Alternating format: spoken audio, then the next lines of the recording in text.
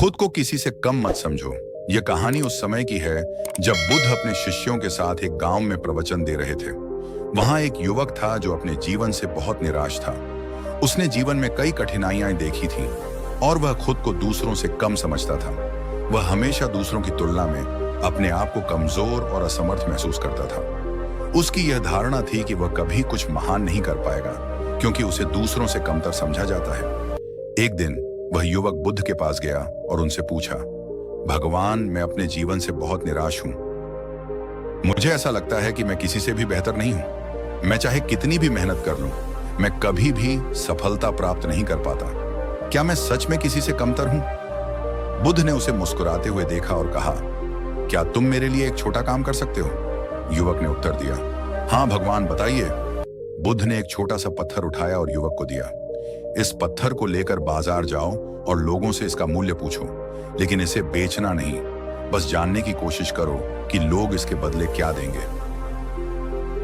युवक ने पत्थर लिया और बाजार की ओर चल पड़ा। सबसे पहले वह एक सब्जी बेचने वाले के पास गया और उससे पूछा, इस पत्थर के बदले में तुम क्या दोगे? सब्जी बेचने वाले ने हंसते हुए कहा, इस पत्थर के बदले में मैं तुम्हें कुछ सब्जियां दे सकता हूं, लेकिन मुझे नहीं लगता कि इसका कोई खास मूल्य है। युवक निराश हुआ, लेकिन उसने पत्थर को बेचा नहीं और आगे बढ़ा। अब वह एक सोने के आभूषण बेचने वाले के पास गया। उसने वही प्रश्न किया, इस पत्थर के बदले में तुम मुझे क्या दोगे? आभूषण व्यापारी ने पत्थर को ध्यान से देखा और कहा, यह एक साधारण पत्थर है, लेकिन मैं इसके बदले में तुम्हें कुछ चांदी के सिक्के दे सकता हूं। युवक थोड़ा उत्साहित हुआ, लेकिन उसने पत्थर को बेचा नहीं और आगे बढ़ा। अंत में वह एक मूल्यवान रत्नों के व्यापारी के पास गया।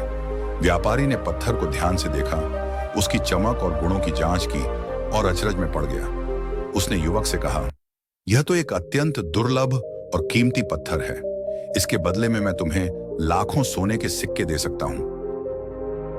युवक को यह सुनकर आश्चर्य हुआ और वह दौड़ता हुआ वापस बुद्ध के पास आया। उसने बुद्ध से सारी बातें बताईं और कहा, भगवान, मैंने इस पत्थर की कीमत के बारे में कई लोगों से पूछा, लेकिन सबसे अंत में ही मुझे पता चला कि यह एक अनमोल पत्थर है। बुद्ध मुस्कुराए और बोले, ठीक वैसे ही तुम भी हो।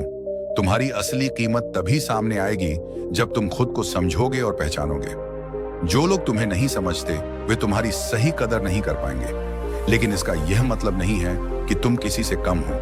हर व्यक्ति की अपनी अनूठी क्षमता होती है।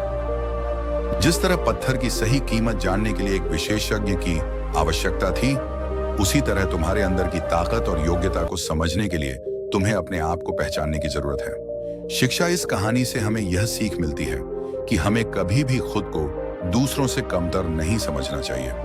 हमारी कीमत और क्षमता दूसरों की नजरों से नहीं, बल्कि हमारे आत्मविश्वास और आत्मज्ञान से तय होती है। समाज में कई बार लोग हमें कमतर मान सकते हैं, लेकिन इसका यह मतलब नहीं है कि हम सच में कम हैं। हमें अपनी असली क्षमता को पहचानने के लिए खुद पर विश्वास करना चाहिए और लगातार अपने लक्ष्य की ओर बढ़ते रहना चाहिए। गौतम बुद्ध का यह संदेश आज के समय में भी उतना ही प्रासंगिक है। हमारे समाज में तुलना की भावना बहुत प्रबल है। लोग अक्सर अपने आप को दूसरों से तुलना करके अपने आत्मसम्मान को कम कर लेते हैं। इस कहानी के माध्यम से बुद्ध हमें यह सिखाते हैं कि हर व्यक्ति की अपनी अलग पहचान और मूल्य है।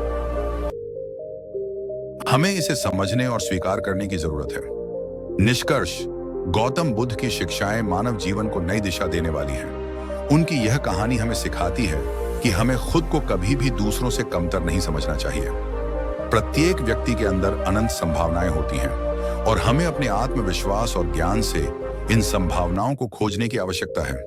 जीवन में सफलता और संतोष तभी प्राप्त होता है जब हम अपनी असली शक्ति और क्षमता को पहचानते हैं और उसे अपने लक्ष्य की दिशा में उपयोग करते हैं।